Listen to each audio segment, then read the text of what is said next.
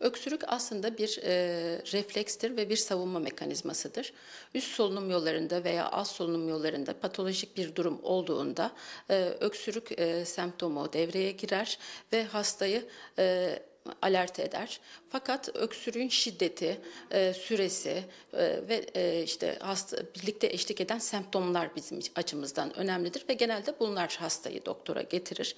Özellikle öksürükle birlikte ateş, nefes darlığı, balgam çıkarma, kanlı balgam çıkarma gibi şikayetler varsa hastalar daha çabuk hekime başvurmaktadırlar. Burada enfeksiyon hastalıkları açısından değerlendirme yapmak önemlidir ve bunun tedavisini vermek öksürüğün iyileşmesinde önemlidir. Bu şikayetler olmasa bile 8 haftayı geçiyorsa yetişkinlerde özellikle 8 haftayı geçen öksürüklerin mutlaka araştırılması gerekmektedir. Çünkü bu kronik ciddi bir hastalığın göstergesi olabilir.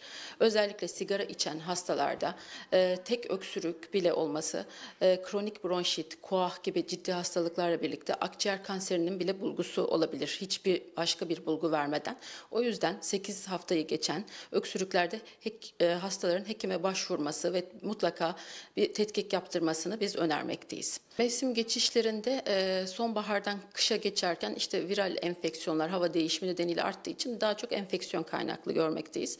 Fakat ilkbahara geçerken de alerjik olaylar artmaktadır. Alerjik olaylar nedeniyle bazen kişilerde alerjik rinit bulguları, burunla ilgili bulgular olabildiği gibi sadece öksürükle gelen hastalarımız da olmaktadır. Bu yine alerjinin bulgusu olabilir. Bazen sadece öksürükle seyreden astım vakaları olabilmektedir. Nefes darlığı daha geri planda kalmaktadır. Yine bunun da değerlendirilip hastaya uygun ilacın, nefes açıcı ilaçların, kortikosteroid tedavilerin ve alerji tedavilerinin verilmesi ve önlemlerin anlatılması gerekmektedir. Şu an için enfeksiyonlara bağlı olsa da uzamış öksürüğünüzde, sigara da içiyorsanız özellikle mutlaka bir hekime başvurun. Sadece bir öksürük bile kanser belirtisi olabilir ya da koah hastası olmuş olabilirsiniz. Sadece erken bulgusu olabilir. Bu nedenle hekime başvurup tetkik yapmadan öksürüktür geçer deyip bunu ertelemeyin.